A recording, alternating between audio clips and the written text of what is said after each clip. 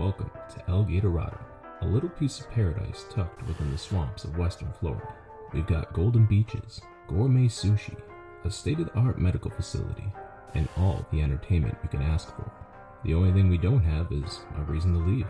It's the perfect place for those looking to lay low or simply get away. Get away. Get away. Get away. Get.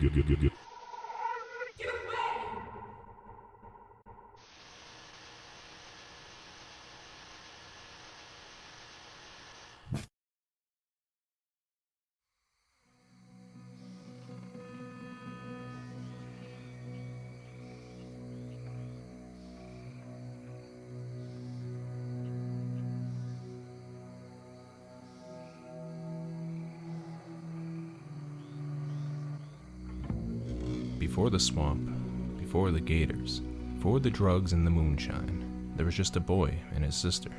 Her name was Dale. She was 1 year older and 10 times braver.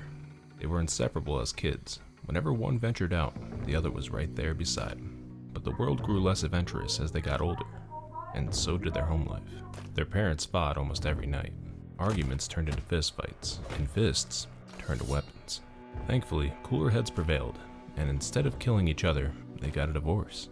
The kids were excited at first. No more fighting or screaming. Hell, they'd have 2 Christmases. But then they got the bad news. They were being separated. Clyde would stay with his father in Florida, and Dale would move with her mother up north to Georgia. The kids ran away in protest, but that only lasted for a day. In the end, it didn't make a difference. They were pulled apart. New states, new lives. As the years passed, those adventurous kids grew into rebellious teens. And having just turned 18, with a fresh driver's license in hand, the first thing Dale did was head south to see her kid brother. She called him that morning and said she'd be there in 9 hours. It was time to bring him home.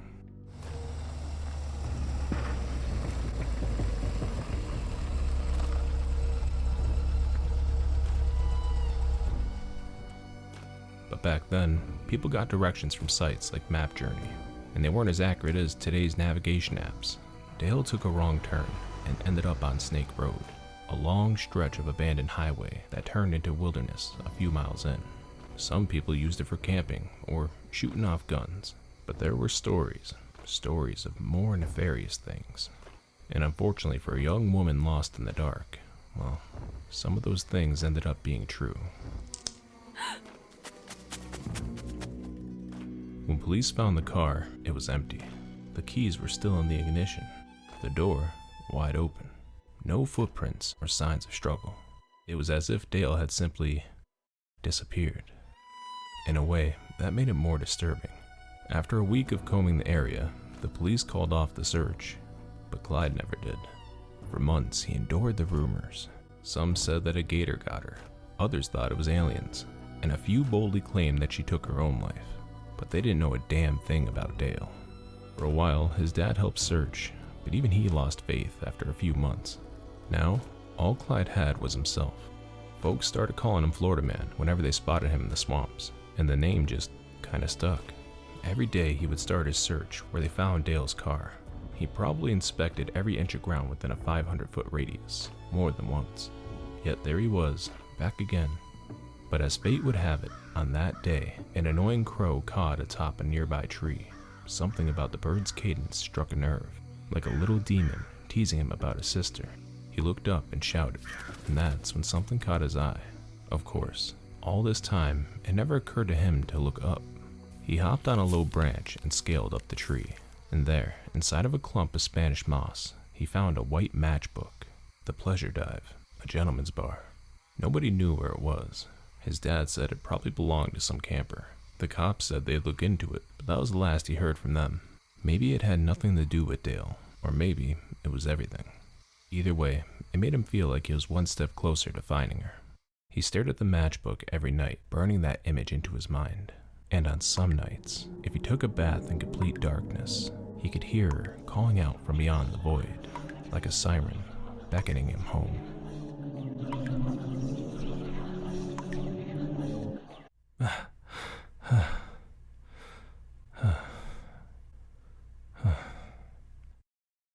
That morning, he focused on building a chem fuel generator.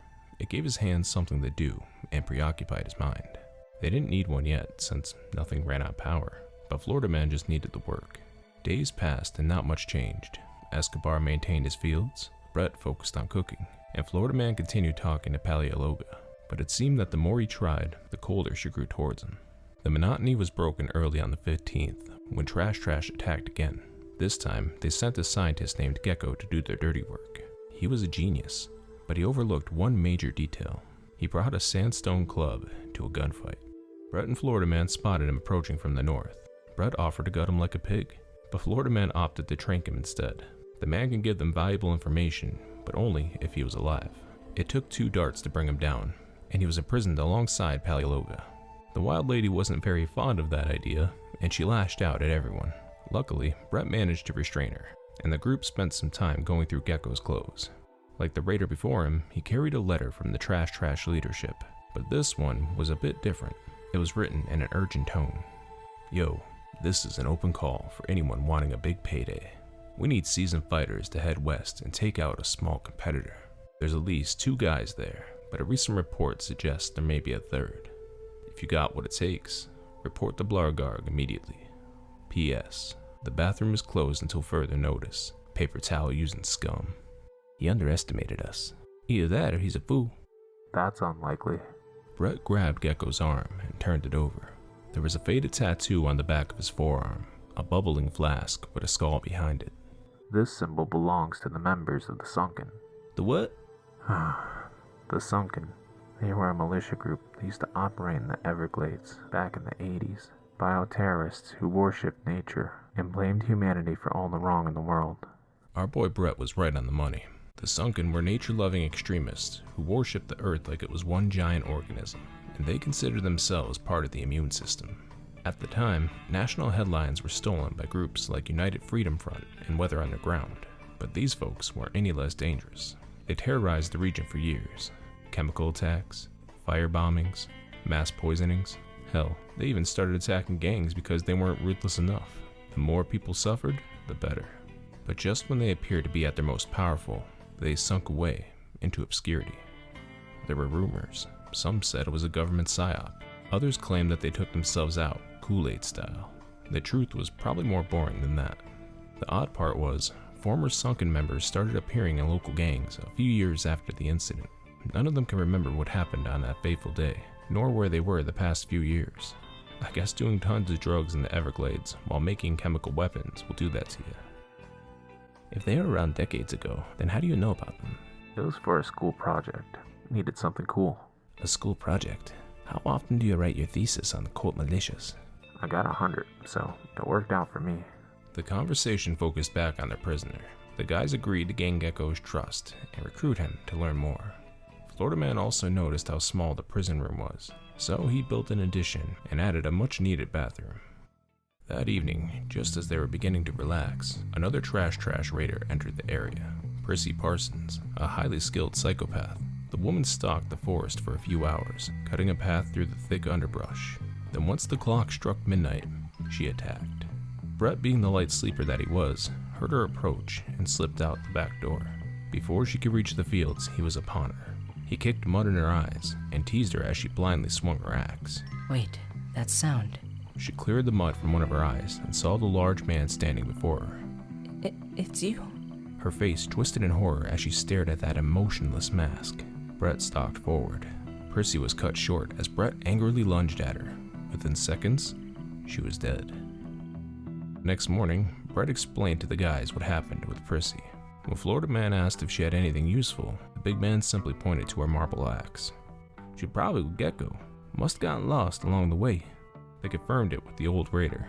He nodded solemnly when they brought up her name. Yeah, we ran together for some time. She was a little weird, but had a good heart. Y'all did what you had to do. No hard feelings. Escobar learned something else that day.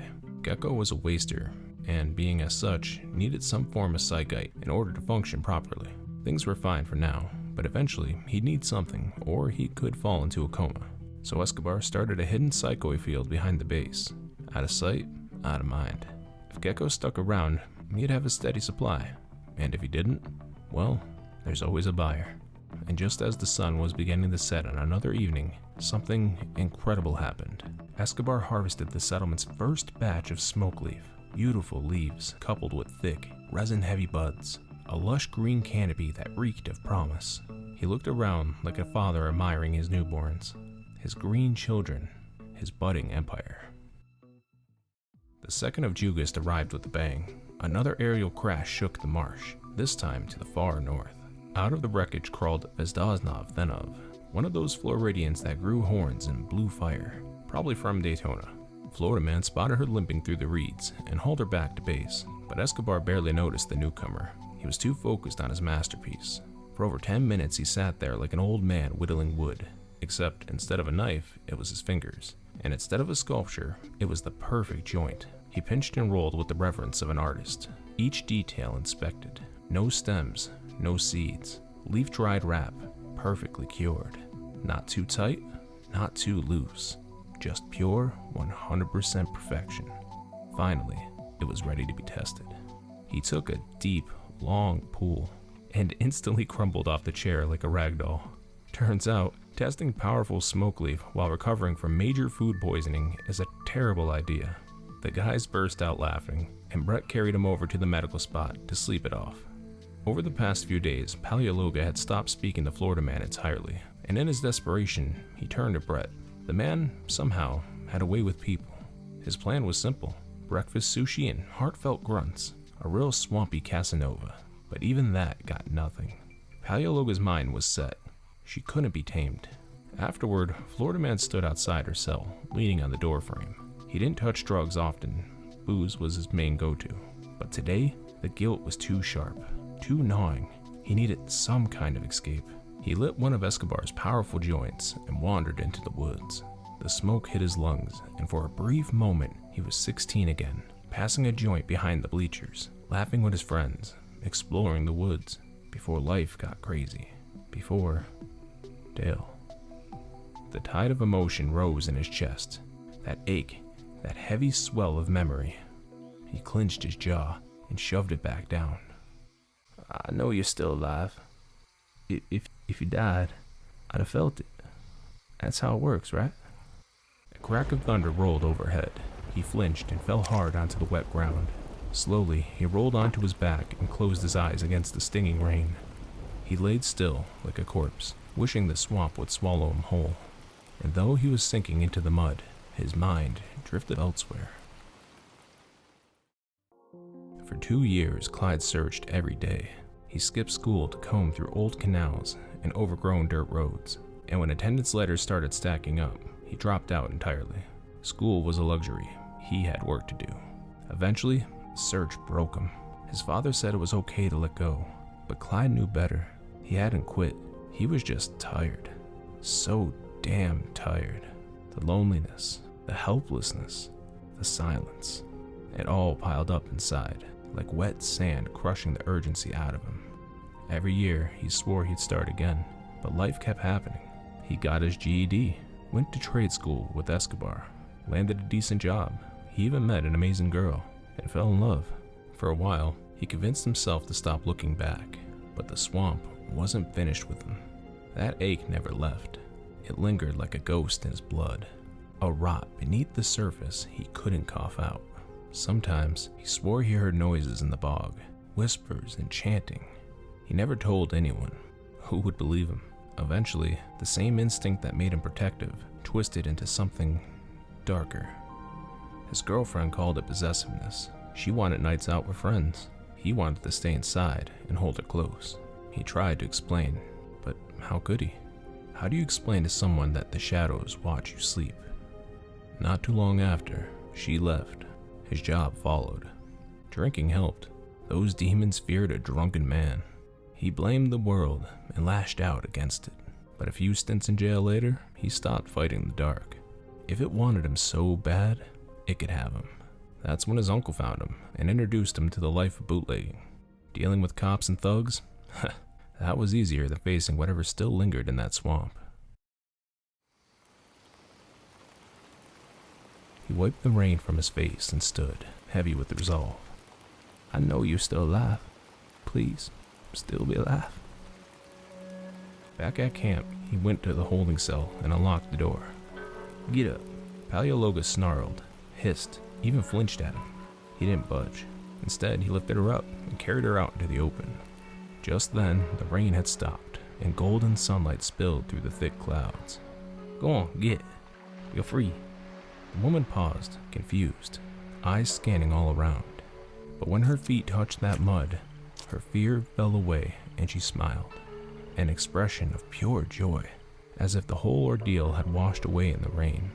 Then, like some type of mystical forest creature, she melted back into the trees and vanished. You did the right thing. She still haunts me, Esco. I know, man. I know. What happened to Dale wasn't your fault. You did everything you could. Yeah, it's just hard to let go, you know. Then don't. Keep the memories, but hold them away at a comfortable distance. Trust me, it's for the best. What are you, some type of author now? If I kidnapped a woman for every one that haunted me, I'd need to build a hotel.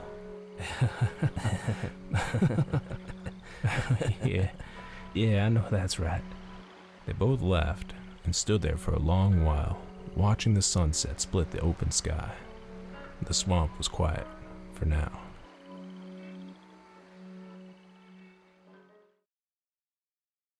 Thanks again for deciding to anchor here in this little corner of the internet. I hope you like diving into Floridaman's past. It's just one piece of a continuously growing puzzle. If you have some thoughts about what happened to his sister, or anything else, be sure to share it below. As for myself, I think it was aliens, but I'm partial to the supernatural. What do you think, Rambler? Nah, he's not much of a talker. If you'd like to join us here in the harbor, then check out the Patreon. On the highest tier, you get a custom character that'll show up here in every video, and I'm still adding other rewards too. One of them being questions that I answer at the end of videos, just like this one from Kronos. Were you a writer before becoming a YouTuber? You mentioned that the script for the latest series is novel-sized. Well, first, thanks for the question. I appreciate it. I was never a paid writer, if that's what you mean, but I did do a lot of writing on my own for things like Dungeons & Dragons and stuff like that. Funnily enough, me and my best friend shared a dream of becoming authors together, and he actually did. He has an Amazon book and a master's in creative writing. He's way more advanced than I am. And even though I haven't achieved that yet, I really enjoy YouTube as a medium for storytelling just as much. And getting the support from awesome people like yourself makes it all worth it. So a big thank you again to my amazing patrons for your support, and everyone else as well. I think I've been ranting long enough, so until next time, my friends, take care.